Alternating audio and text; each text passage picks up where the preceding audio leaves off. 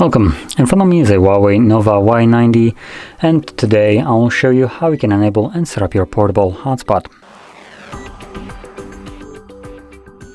So to get started, we will first pull down our toggles, which are located on the top right side of the screen.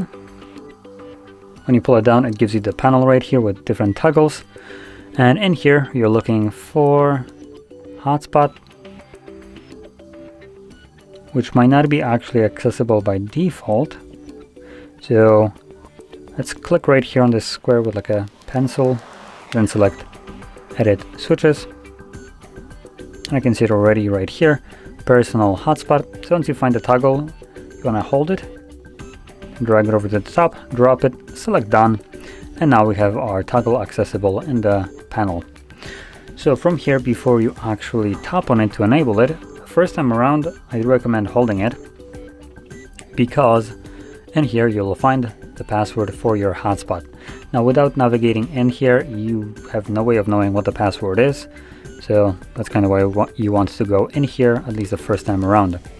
Now you could utilize the password that is generated by default, which, as you can see, it's kind of like random mess of letters and numbers, but what I actually recommend doing is just tapping on it, completely removing this one, and setting up your own. Now the password does need to have at least 8 characters in length, at which point you will be able to save it. And that's really all I would recommend changing. So from here, let's close this, and whenever you want to utilize your hotspot, simply find the toggle once more, tap on it, and as you can see, it's now enabled. So it's going to be lit up in blue. And additionally, you have this tiny little icon right here, so kind of like a weird circle to signify that it is right now running. Now once you're done with the toggle or with your hotspot, I do recommend trying to at least remember to turn it off, because I don't think there's any settings relating to it running. Yep.